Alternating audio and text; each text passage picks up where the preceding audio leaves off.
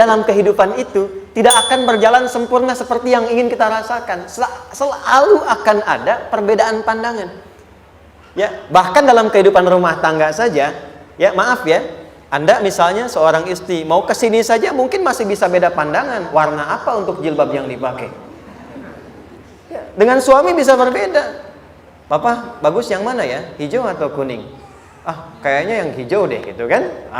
Enggak, kayaknya kuning deh gitu kan. Masih mending ada dua pilihan. Begitu dipakai, pink. Bisa berbeda. Anak bisa berbeda. Jadi kesan pertama yang ingin dibangun bahwa dalam kehidupan sudah pasti akan ada keragaman pandangan. Dan yang kedua, yang tidak normal, keragaman pandangan itu boleh jadi melahirkan tindakan-tindakan yang kontraproduktif. Mungkin akan mendapatkan celaan. Allah dicela, malaikat dicela, Rasul dicela, Nabi dicela, sahabat dicela, tabi'in dicela, ulama dicela. Kita siapa yang mungkin belum menjadi bagian dari orang-orang itu dan ingin bebas dari celaan? Itu mustahil. Jelas sampai sini? Jadi kalau mendapatkan celaan, berbahagialah, berarti kehidupan kita normal. Jelas? Pernah mendapatkan celaan dalam hidup? Halo? Pernah disoal oleh orang lain? Pernah direndahkan oleh orang lain? Nah, Allah tuh memberi kesan kepada kita, jangankan engkau, Rasul yang paling mulia saja pernah mendapati itu. Tapi bagaimana seni mendapatkan ketahanan sehingga dalam dicela pun tetap tenang, dalam disoal pun tetap hatinya nyaman. Karena ketenangan itu yang membawa pikiran tenang dan tindakan yang terukur. Dan kadang-kadang ketenangan itu lebih penting bahkan dibandingkan dengan harta yang berlimpah. Seringkali saya berikan perbandingan dari sejak dulu kita belajar kan. Coba pilih mana? Saya yakin masih konsisten. Pilih mana? Kaya tapi gelisah atau miskin tapi tenang? Tidak boleh ada pilihan ketiga, saya tahu itu. Kaya tapi gelisah atau miskin tapi tenang? Pilih mana? Ya, saya tahu. Kaya tapi tenang. Oke, di fase ini wahyu belum turun. Nabi sudah ngajar, turun wahyu, turun al-ala, turun beberapa surah. Tiba-tiba ada masa jeda, wahyu belum turun. Sepekan belum turun. Sebulan belum turun. Disitulah muncul seakan ada amunisi bagi orang-orang yang tidak senang dengan Nabi, tidak senang dengan ajakan Nabi pada kebaikan. Ini poin yang kedua. Kalau Anda berbuat baik, pasti ada tantangan. Ingat ya, kalau Anda berbuat baik, apapun itu, pasti ada tantangan. Yang menguji konsistensi kebaikan itu apakah serius untuk dilakukan atau tidak. Maka mulai muncul tuduhan. Lihatlah, Muhammad dari ditinggalkan sama Tuhannya. Itu Muhammad dah gila tuh, naik turun bukit, naik turun lagi, kayak orang bengong. Muhammad udah ada beban di pundaknya. Jangankan umatnya, Rasulnya saja yang mengklaim Rasul, punya masalah katanya. Ya kan? Dan ditinggalkan Tuhannya, kok masih mau ikut Muhammad? Maka dalam keadaan itulah kemudian ditunggu, naik turun, turunlah kemudian dua surah sekaligus, surah 93, surah 94, yaitu surah Ad-Duha dan Al-Insyirah.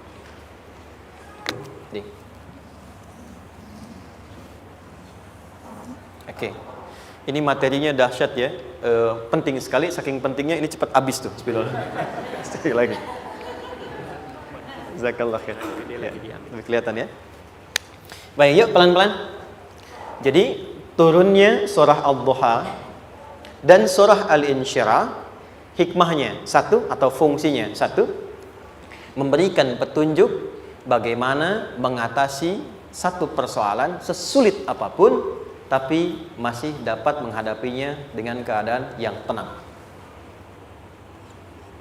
Satu, surah ini atau dua surah ini diturunkan untuk membimbing setiap hamba menuju kepada ketenangan hati. Dua, membangun kekuatan mental sehingga dalam situasi apapun dia tetap kuat mengatasi berbagai persoalan kehidupan. Nanti terapannya banyak, di bisnis ada. Nanti saya turunkan contohnya. Kadang-kadang ikut tender, sudah bagus, sudah menang, tapi proyeknya diambil orang. Ada yang begitu? Nanti ada ayatnya, ada. Nanti kita turunkan. Udah siap-siap, kan? Pengen melamar, ternyata keduluan orang, gitu kan? Udah siap-siap, pengen dapat ini, mau lulus, ternyata nilainya nggak seperti yang diharapkan. Muncul, ada, selalu ada demikian. Nanti kompleksitasnya banyak. Tapi dua surah ini kalau kita bisa kuasai artinya dengan baik, pahami dengan benar, maka akan ada sesuatu yang beda yang terasa dalam jiwa kita dan kesiapan mengatasi setiap persoalan dalam kehidupan. Yuk kita baca dulu ya supaya dapat keberkahannya dari dua surah ini. Saya bacakan, Anda ikuti ya. A'udzu billahi minasy syaithanir rajim.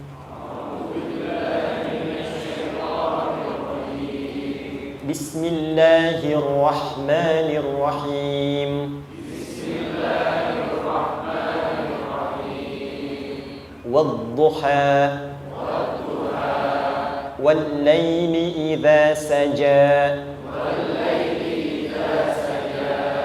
ma wadda'aka rabbuka wa ma qala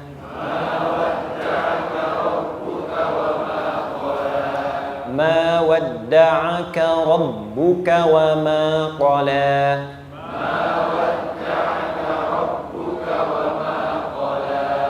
walal akhiratu khairul laka minal ula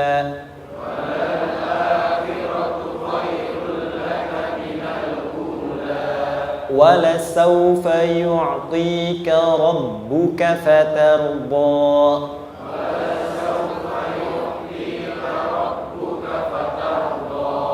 alam yajidka yatiman fa'awa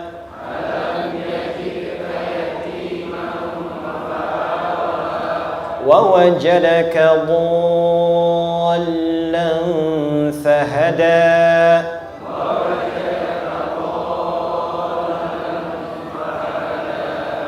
ووجدك عائلا فأغنى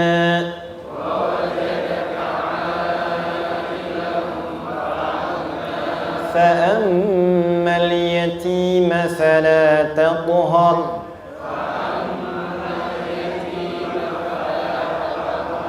وأما السائل فلا تنهر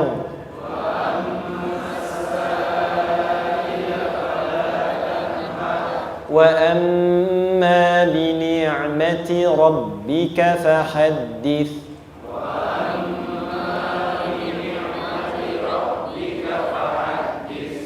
Satu surah dua, alhamdulillah.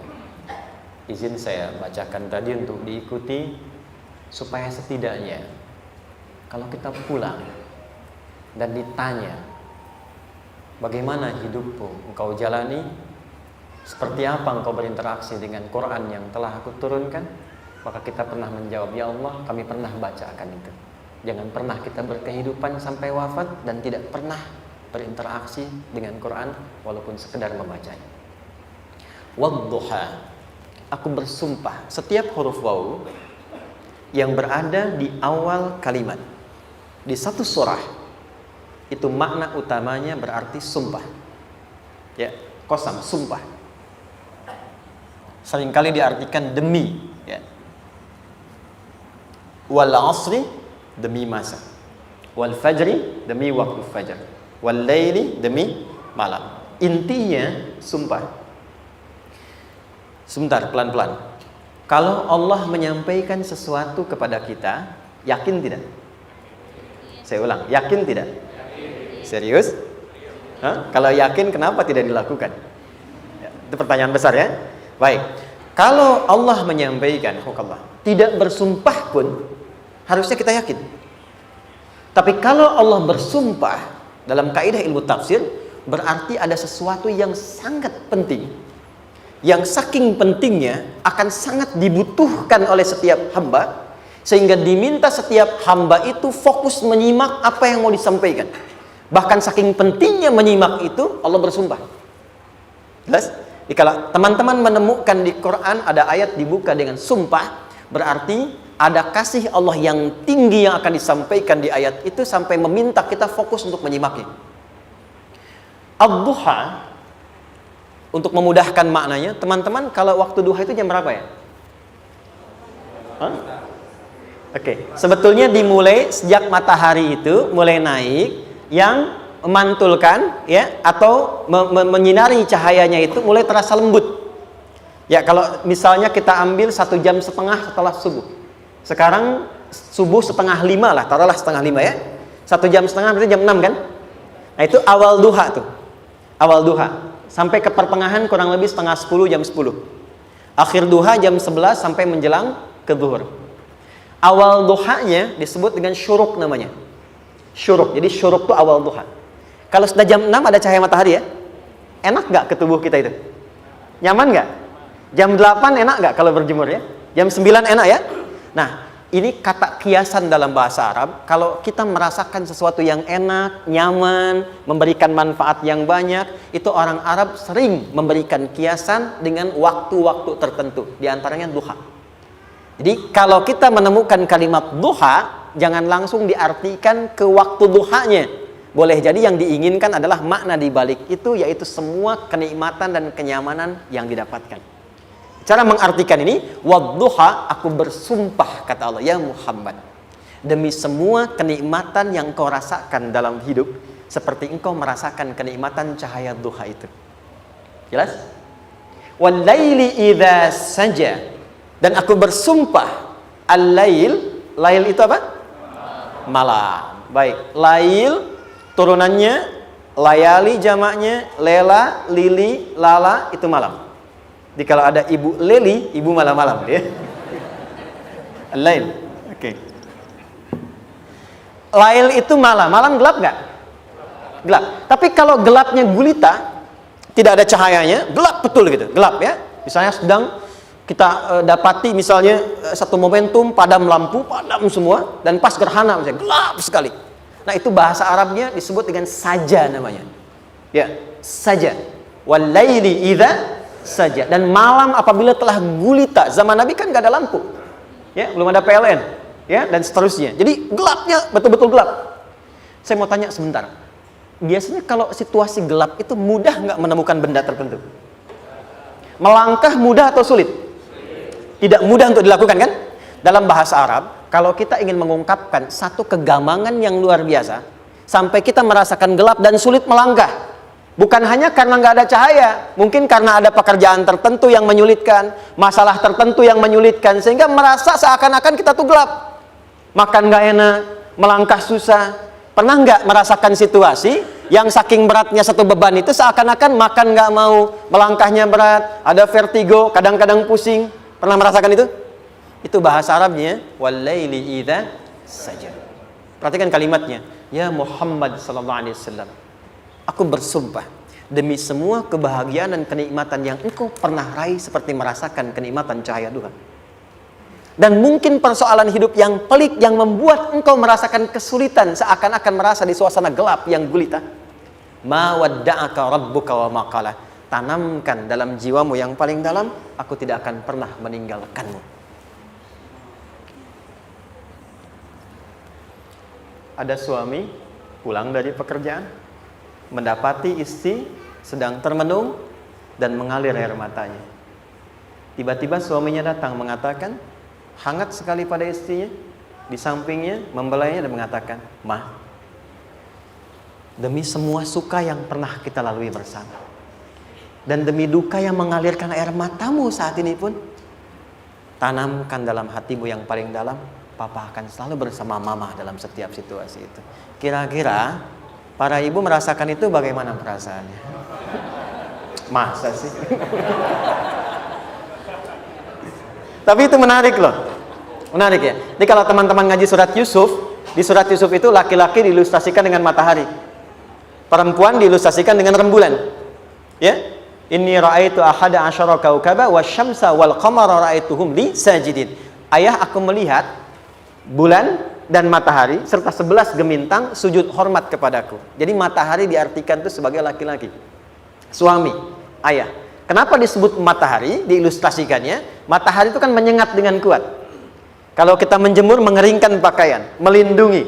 Tipikal suami itu melindungi. Ada yang ganggu istri, sengat dengan kuat. Ada air mata yang mengalir, hei, keringkan itu sehingga tidak larut air mata mengalir di pipinya. Itu matahari.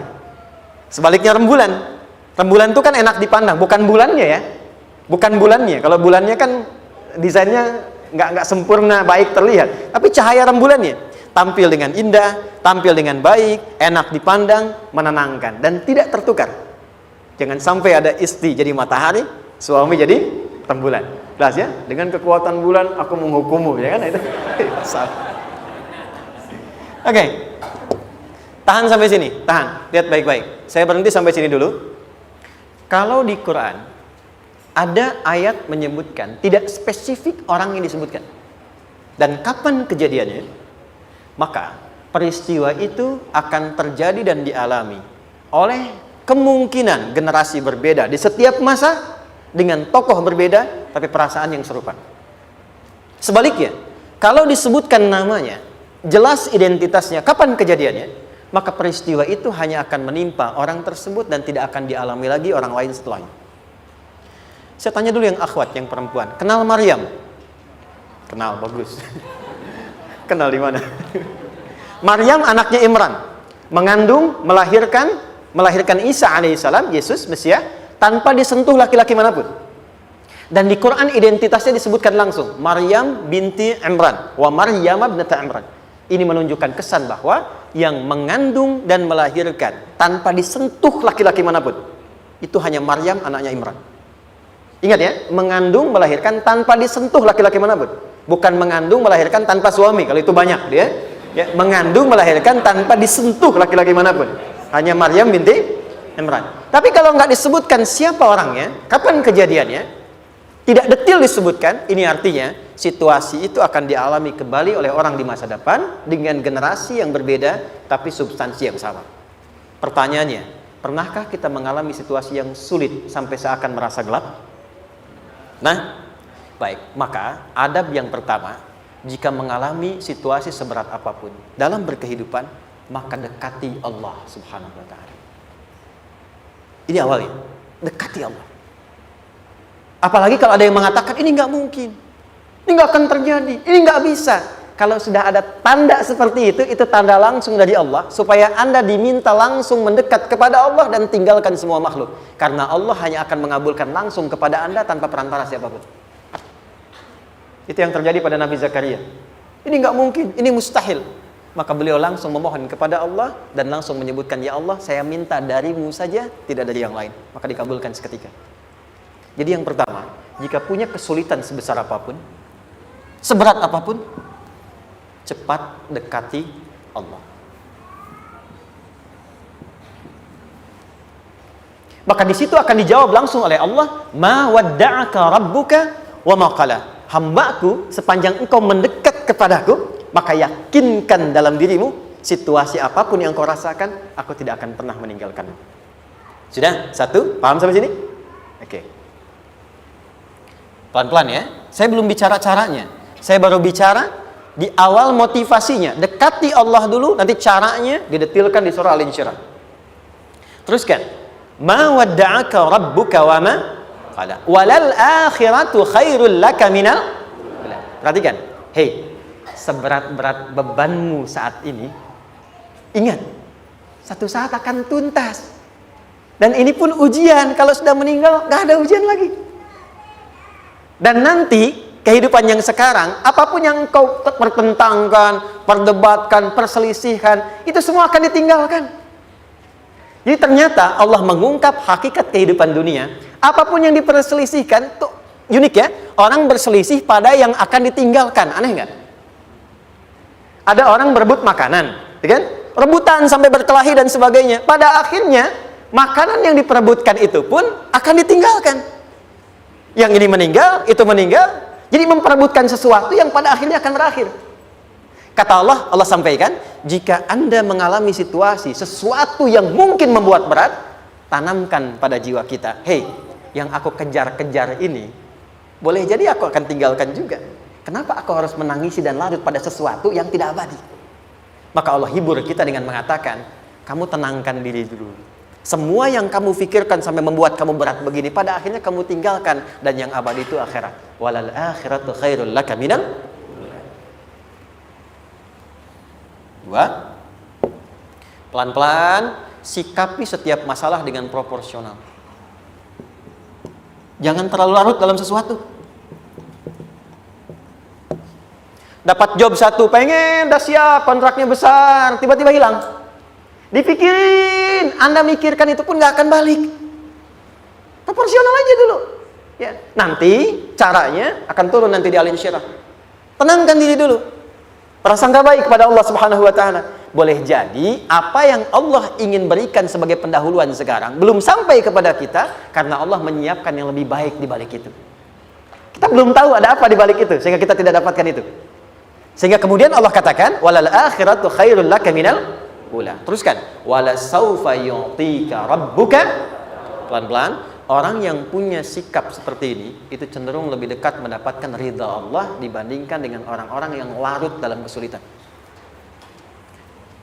Orang yang move on dengan setiap persoalan dalam kehidupan, cepat berpikir secara proporsional, tidak menggantungkan hidupnya pada persoalan tertentu sehingga membuat dia menjadi beban, itu lebih mendekatkan dirinya kepada ridha Allah dibandingkan dengan orang yang meratapi persoalan hidupnya. Ya.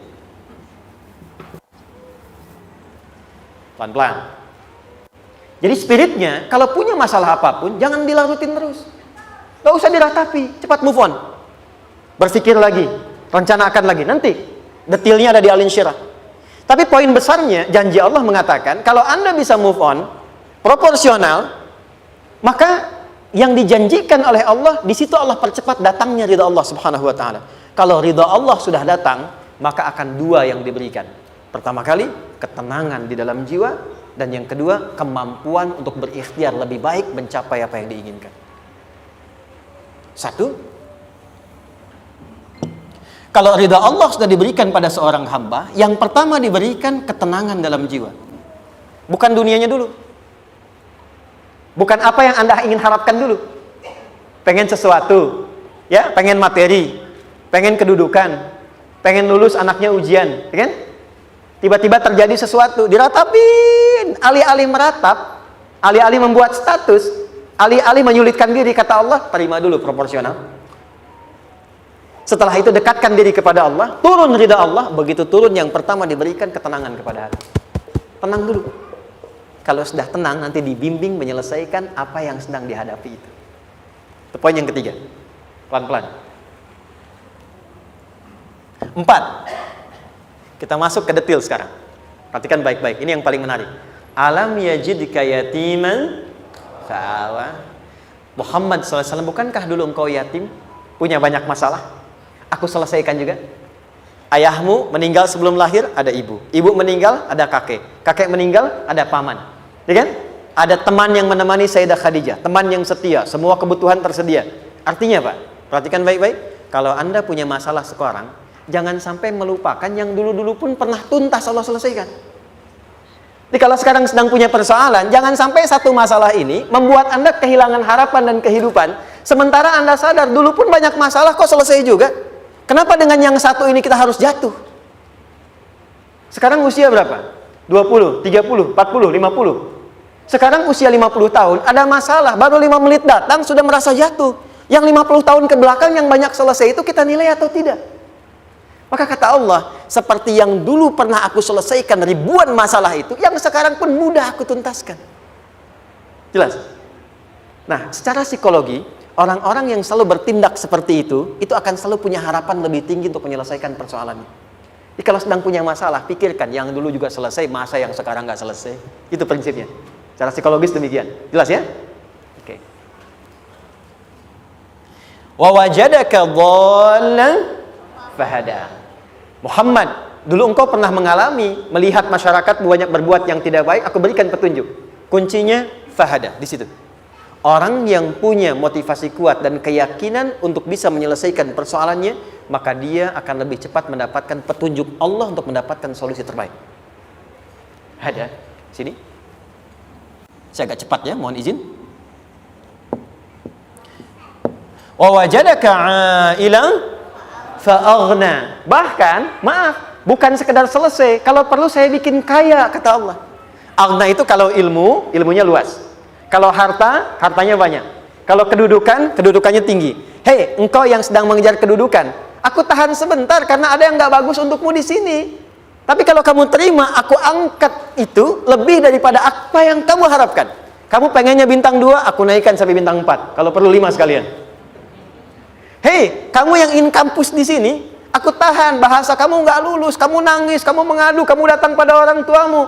Orang tua mulai protes, mulai curhat, macam-macam. Terima dulu. Mungkin di sini ada yang tidak baik, seperti doa ibumu yang sering memohon, ya Allah, jangan sampai anakku berbuat yang salah. Jangan sampai terjebak narkoba. Jangan sampai terbawa tawuran. Di sini ada yang kurang tepat untukmu. Kalau kamu ridha, kamu terima, kamu proporsional, bahkan aku pindahkan ke kampus yang lebih baik yang tidak kamu bayangkan sebelumnya. Di orang-orang yang selalu menerima apa yang Allah ujikan dan ridha dengan itu, maka Allah akan angkat derajatnya bahkan melebihi ekspektasi dirinya. Paham? Kalau sudah seperti itu, maka lihat ujung ayatnya. Lihat ujung ayatnya. Fa'ammal yatima fala taqhar. Hei, maka jangan pelit berbagi kepada orang lain. Share. Kalau sudah sukses, share. Berbagi, bukan hanya materi, bagi ilmunya, ya, bagi kebahagiaannya. Wa ammas sa'ila fala tanhar. Jangan sampai nunggu orang minta. Kalau lihat ada kawan yang butuh, sekarang Anda sukses. Tapi boleh jadi kesuksesan Anda itu tangganya dari teman-teman Anda. Kalau sudah teraih ke atas, lihat lagi anak tangganya ke bawah. Ajak teman, jangan ditunggu minta. Ajak, bawa dia, berikan peluang. Jangan sampai dia minta, apalagi Anda bentak-bentak. Aku kan yang dulu bantu kamu. Jangan sampai keluar kata-kata itu. Kamu bisa naik di atas karena aku kan yang dulu bantu kamu. Kamu bisa jadi pemeran utama karena aku yang rekomendasikan. Karena aku yang dorong kamu, misal. Jangan sampai keluar kata-kata itu. Apalagi langsung keluar, tidak. Ini karena ilmuku saja misalnya. Kalau itu bisa dilakukan dengan baik. Lihat ujungnya. Wa amma bi ni'mati rabbika fahaddits. Maka semua nikmat yang dirasakan akan mudah untuk diimplementasikan dan disyukuri. Jadi semua nikmat itu bukan cuma dirasakan. Jadi membagi semua nikmat itu adalah rasa terbaik untuk menikmatinya. Maaf ya, Anda kalau punya makanan, dimakan sendiri. Dengan dibagi sama-sama, kira-kira rasa nyamannya yang pertama atau yang kedua? Kedua. Makan sendiri, enaknya sendiri kan? Tapi ketika ada teman berbagi dan tahu, oh enak ya, nyaman ya, ada kebahagiaan, ada ngobrol, ada tertawa, ada kebersamaan, itulah inti nikmat yang sesungguhnya. Wa amma bi ni'mati rabbika, ternyata masalah yang diberikan bukan ingin memberikan beban, tapi ujungnya, endingnya supaya Anda bisa mendapatkan nikmat berkualitas yang bisa dibagi. Lihat surat Ad-Duha itu jangan cuma lihat awalnya, lihat ujungnya. Ternyata ketika seseorang mendapat masalah seberat apapun, itu bukan ingin membebani, tapi ingin meningkatkan kualitas hidupnya supaya mendapatkan nikmat yang lebih besar dan merasakan nikmatnya itu dengan berbagi. Itu poinnya. Jadi kalau sampai sini kita paham dan kita beri nama misalnya dengan fikih ujian, jadi kalau desain ujian ini sistematikanya kita pahami, maka tidak ada alasan untuk mengeluhkan persoalan. Jadi melihat masalah itu bukan sebagai beban, pada akhirnya melihatnya sebagai tangga untuk mencapai kebahagiaan. Jelas sampai sini? Baik, kalau sudah seperti ini, ingin punya masalah atau tidak ingin punya masalah? Tidak. Ingat ya, jadi kalau anak pulang bawa masalah, dilihatnya jangan beban. Oh, Allah ingin menaikkan kualitas pada anak saya, yang dengan itu menjadikan ia mendapatkan nikmat yang belum pernah didapati. Kalau rumah tangga sedang ada masalah, jangan banyak diperseterukan, tapi direnungkan sejenak. Oh, Allah ingin meningkatkan kualitas rumah tangga ini, sehingga kita bisa mendapatkan nikmat yang tidak pernah didapati sebelumnya. Makanya nikmat berumah tangga itu yang terbesar, selalu bertambah ketika menyelesaikan masalah. Silahkan cek. Kalau sedang ada masalah berseteru kan, tapi setelah selesai kan jadi lebih nikmat ya. Ya, lebih senang lagi, lebih cair lagi, lebih bahagia lagi, lebih mendukung lagi. Ternyata ada nilai-nilai kebaikan yang tersimpan yang belum disadari sepenuhnya. Pertanyaannya, kadang-kadang mudah diucapkan tapi tidak mudah mempraktekkan. Bagaimana itu semua bisa ditempuh dengan baik sehingga ketika mengalaminya kita bisa tenang menghadapinya. Maka turunlah surah Al-Insyirah. Saya cepat.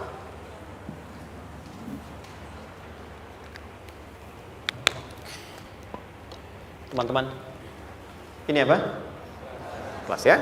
Baik, pelan-pelan sedikit. Kira-kira volumenya besar kecil? Kecil ya? Baik. Kalau saya bandingkan dengan gayung, volumenya besar mana? Gayung ya? Baik. Kalau ini saya perlebar,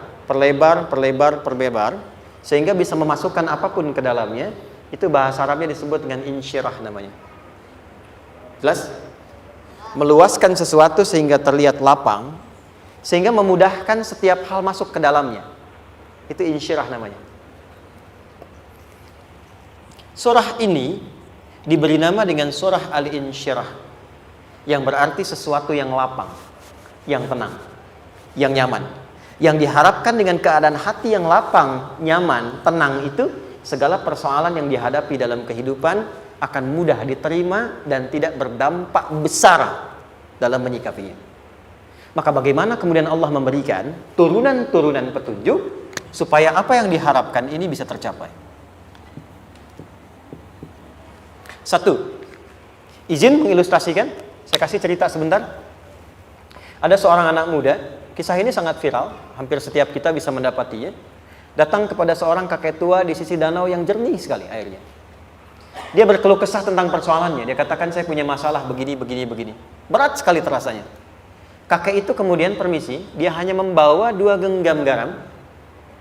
Kemudian beliau bawa 1 gelas, ilustrasinya seperti ini. Dimasukkanlah kemudian garam itu ke gelas itu. Lalu diambil 1 gelas air yang jernih tadi dengan garam segenggam. Kata beliau, minum. Pemuda itu mengatakan, wah asin, minum aja dulu. Lalu ketika diminum, langsung ditumpahkan. Dia muntahkan, asin katanya. Lalu setelah itu kakek yang tadi melepaskan segenggam sisanya, dilempar ke danau tadi yang luas. Lalu diambil lagi dengan gelas yang sama. Sekarang minum. Bagaimana rasanya? Segar, enak, nyaman. Itulah hatimu. Kalau hatimu sempit sesempit gelas ini, maka masalah sekecil apapun akan selalu menghadirkan kesulitan seperti engkau menelan garam tadi. Tapi kalau hatimu luas, sebesar apapun masalah, tidak akan pernah berdampak pada dirimu kecuali engkau mampu menyusun rencana untuk mengatasinya. Kelapangan hati yang membuat diri kita mampu menerima persoalan apapun, itu yang disebut dengan insyirah. Makanya dulu tahun 90-an ada sinetron Hati Seluas Samudra gitu ya. Saya pernah tahu itu. Sama anaknya diapa-apain juga, masih aja ya menerima gitu. Dulu siapa ya? Jeremy Thomas dan lain-lain ya. Saya kira ada itu. Ya, saya kira itu ya. Saya pernah lihat sejenak ya. Saya jarang-jarang nonton itu. Pernah lihat aja. Saya senang riset. Jadi kalau riset itu ada riset dakwah, ada riset materi. Saya teman-teman yang musik gitu ya. Saya tidak terlalu dekat dengan musik karena saya di Quran gitu. Tapi untuk mengetahui hukum musik itu bagaimana, saya riset. Sampai ke notasi saya tahu. C, D, F, G, A, B, C, G, A, B, C, D, F, G, D, F, G, A, B, C, D, A, B, C, D, F, G, A, F, G, A, B, C, D, E, B, C, D, E, F, G, A, B, F, G, A, B, C, D, A, F, G, A, B, G, A, B, C, gitu kan ya? Ya, tapi kalau diminta piano, gitar, saya nggak bisa. Ya, tapi untuk menentukan hukum, nah kita bisa paham gitu. Misalnya boleh nggak baca Quran pakai langgam Jawa gitu kan? Nah, hukumnya apa? Nanti dari teori itu muncul. Ya, paham ya? Nah, oke, balik sini. Perhatikan baik-baik.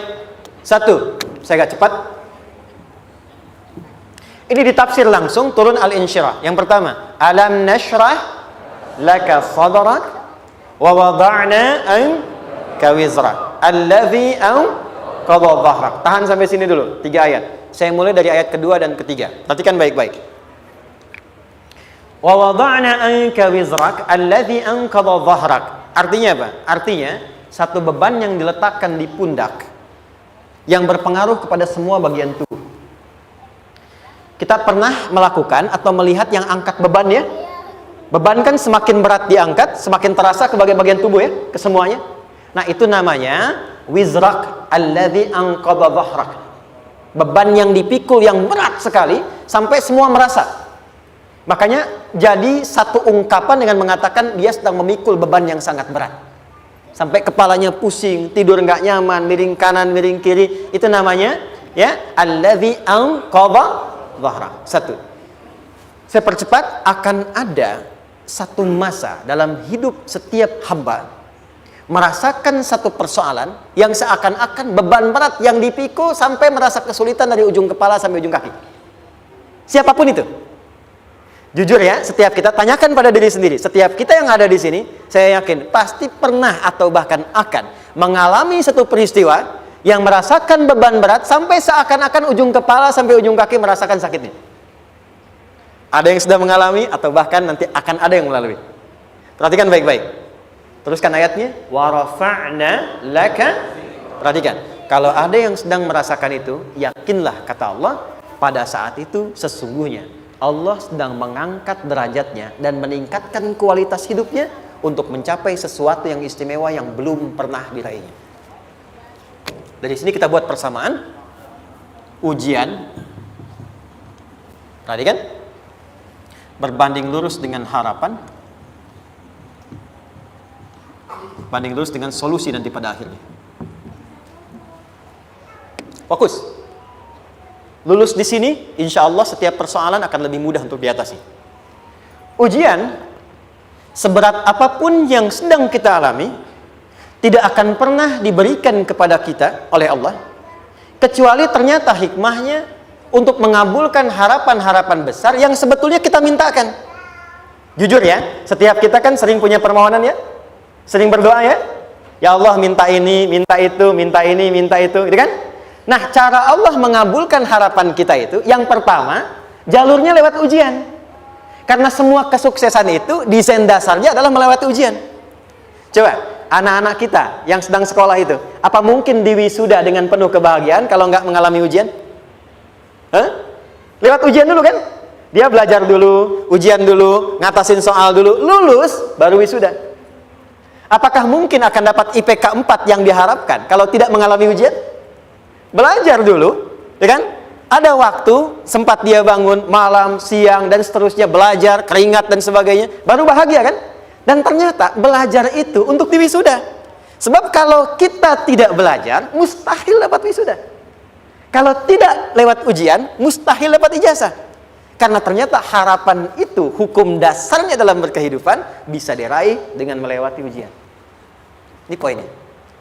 Jadi mohon, kalau sedang mengalami sebuah peristiwa, dan kita harus menghadapi itu, coba renungkan, sebetulnya pernah berdoa apa sampai kita mengalami itu, sehingga dengan jalan itulah sebetulnya Allah ingin mengabulkan harapan yang dulu pernah kita mintakan.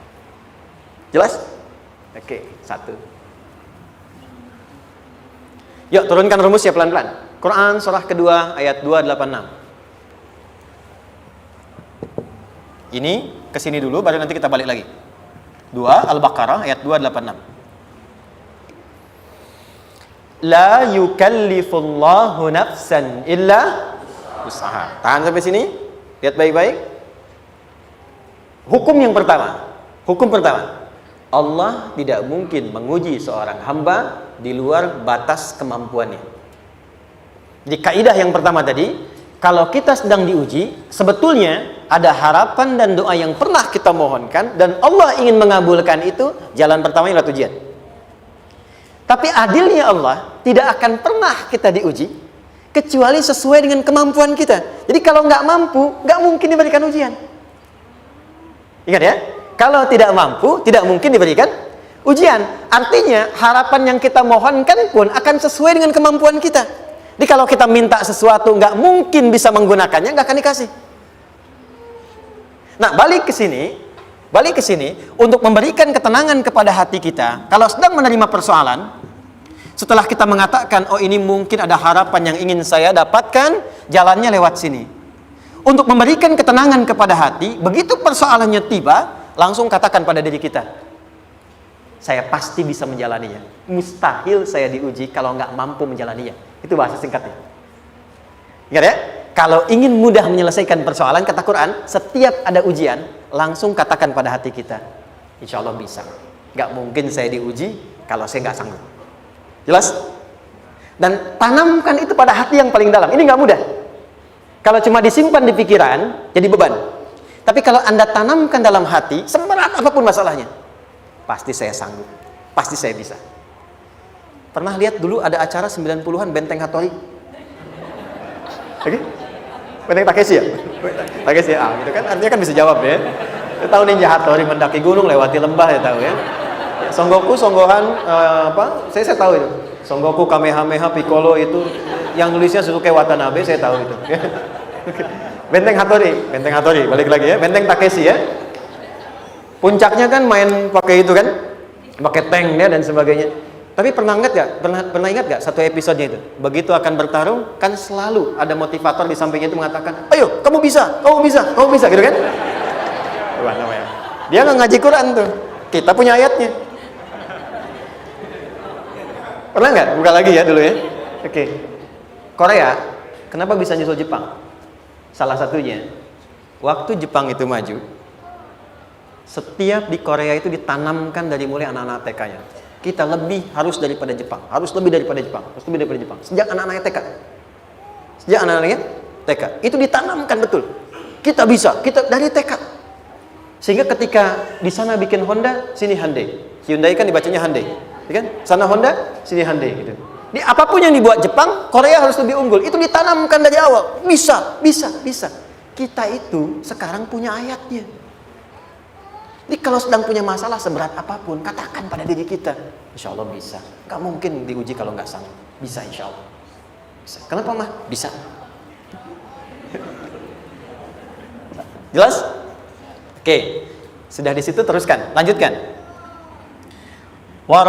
Warafa'na laka dzikra. Teruskan. Fa inna ma'al usri. Nah, ini poin terbesarnya. Fa inna ma'al usri yusra. Fa huruf yang menunjukkan sesuatu berlangsung dengan cepat. Inna di ilmu nahwunya berbunyi begini, di gramatikal bahasa Arab. Harfun nasbin wa taukidin. Tansibul isma wa tarfa'ul khabara. Mabniyun 'alal fathi la mahalla lahu min al-i'rabi. Paham? Tidak. Inna huruf yang digunakan untuk menguatkan informasi agar ditancapkan ke dalam hati sekuat-kuatnya dan jangan pernah ragu. Jadi kalau orang Arab itu nancapkan tongkat begini dan kuat, tidak goyah, itu nasab namanya. Nasabar rajul asahu fil ardi. Inna ini harfu nasab. Jadi kalau ada di Quran dibuka informasinya dengan inna, maksudnya begini, hei, tancapkan informasi dalam hatimu dengan kuat, jangan pernah ragu. Yakinkan pada dirimu. Apa yang harus diyakinkan? Ma'al usri yusra. Inna ma'al usri yusra. Usrun sama dengan yusrun. Lari ke sini. Oke. Apa artinya usrun? Sulit. Oke. Sulit itu ada dua. Ada sa'bun, ada usrun. Kalau kesulitan yang relatif, kata si A sulit, si B mudah, itu sa'bun namanya. Contoh, kata si fulan, bahasa Jepang susah. Padahal kata yang lain tidak. Saya ke Jepang, anak-anak kecil begini bisa bahasa Jepang, gitu kan? Bagi mereka mudah, gitu ya. Saking mudahnya gitu. Kata shiwa, gitu. Anak-anak kecil, bagi mereka mudah, bagi kita belum tentu. Itu sa'bun. Inna lughatal yabaniyah sa'bah. Relatif. Tapi kalau kesulitan yang sifatnya mutlak, semua orang mengatakan sulit. Maaf, bawa mobil, sulit atau mudah? Bukan mengendarai ya, bawa mobil, bawa. Sulit ya? Sulit ya? Baik, sepakat sulit semuanya. Nah, itu dalam bahasa Arab dikenal dengan usrun. Kesulitan yang semua sepakat bahwa itu susah. Sulit, semua sepakat. Dan ketika ada orang bicara, aku sedang punya masalah begini. Semua mengatakan, wah itu nggak mudah, itu nggak mudah. Itu usrun namanya. Lawannya, kemudahan yang relatif disebut sahlun. Tapi kemudahan yang semua sepakat bahwa itu mudah, itu yusrun namanya. Mengangkat spidol, semua mengatakan mudah, ringan. Itu yusrun namanya. Perhatikan, Allah tidak memasangkan sa'bun dengan sahlun, tapi memasangkan usrun dengan yusrun. Orang-orang yang punya keyakinan kuat, setiap persoalan itu akan selesai. Dan dia mengatakan pada dirinya, aku bisa melewatinya. Maka, perhatikan kalimatnya kata Quran. Inna ma'al usri yusran. Sesulit apapun masalah yang sedang dia alami, maka Allah akan datangkan solusi semudah-mudahnya yang bisa dia nikmati. Dengan kata lain, kalau kita bawa ke bahasa psikologi, kalau sedang menghadapi persoalan seberat apapun, selain kita mengatakan, ini pasti bisa saya lalui, saya insya Allah sanggup mengatasinya, katakan pada diri kita, ini pasti selesai. Pasti ada solusinya, pasti mudah. Katakan, walaupun memang solusinya belum datang, tapi tenangkan pada diri kita dengan mengatakan, inna ma'al usri yusra. Bahasa psikologinya, katakan pada diri kita, ini pasti selesai. Nggak mungkin nggak selesai, pasti ada solusinya, pasti mudah. Itu lebih memberikan harapan pada diri kita untuk menuntaskan persoalan dibandingkan dengan meratapinya. Jelas? Teruskan. Fa inna ma'al usri. Kalau masih ragu kata Allah, katakan lagi sekali lagi. Sampai hati kita merasa nyaman. Jadi kalau sedang punya persoalan seberat apapun, tanamkan pada diri kita, pasti selesai. Belum nampak, insya Allah pasti selesai. Gak mungkin diuji kalau gak ada solusi. Itu lebih memberikan harapan. Setelah itu, fa'idha faraghta, mitigasi masalahnya. Mitigasi persoalannya. Tuliskan. Ini masalahnya apa? Rumah tangga. Apa saja misalnya. Dia ada suami, ada istri, ada anak-anak. Masalah ada di mana? Kadang-kadang benangnya jadi kusut karena satu-satu gak segera diselesaikan. Maka kata Al-Quran, fa'idha faraghta. Satu-satu mitigasi dulu. Satu masalah di sini, lihat di suami, lihat di istri. Kalau pekerjaan, masalahnya apa? Sebelum bercabang kemana-mana, petakan. Apakah rekanannya? Apakah relasinya? Apakah kemampuannya? Apakah manajerialnya? Apakah marketingnya? Mitigasi, kotaki semua, selesaikan satu-satu. Setelah itu, apa yang dilakukan? Wa ila rabbika, tawakal sepenuhnya kepada Allah untuk menentukan hasilnya. Tawakal itu yang paling mahal.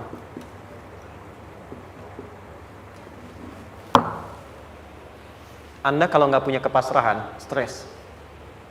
Karena selalu memikirkan apa yang mau dikerjakan dan selalu orientasi pada hasil. Kita punya tawakal. Kalau kita mampu menyerahkan sesuatu, gini. Di sini ada orang yang paling jago misalnya main basket. Ada pertandingan basket.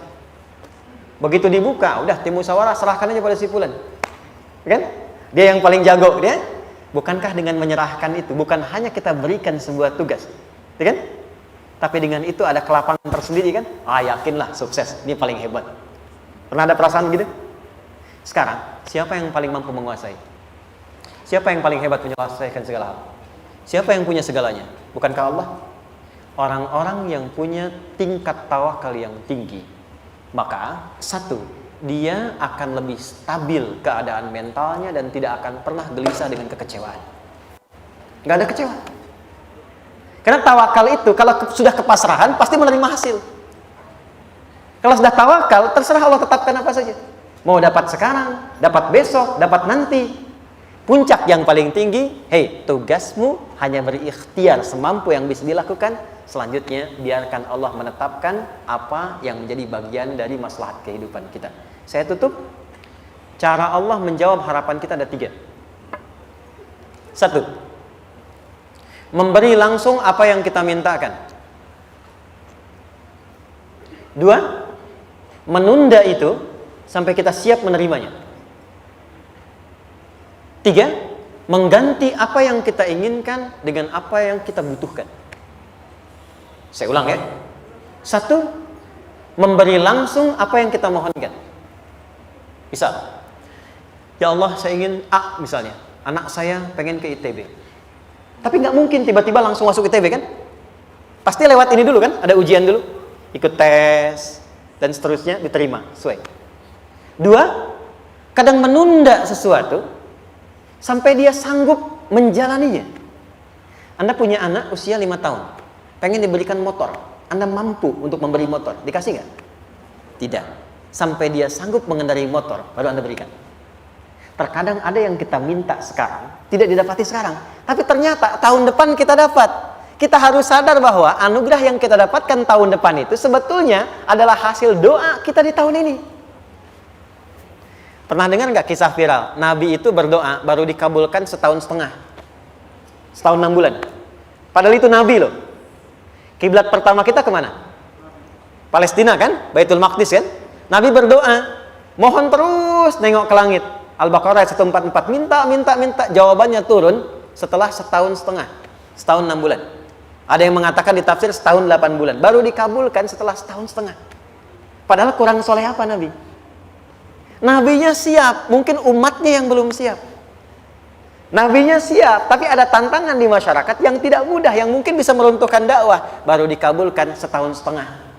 Ketika semua umatnya sudah bisa siap menerima itu. Boleh jadi apa yang diminta orang tua sekarang terkabulnya mungkin belasan puluhan tahun pada anaknya yang nomor sekian.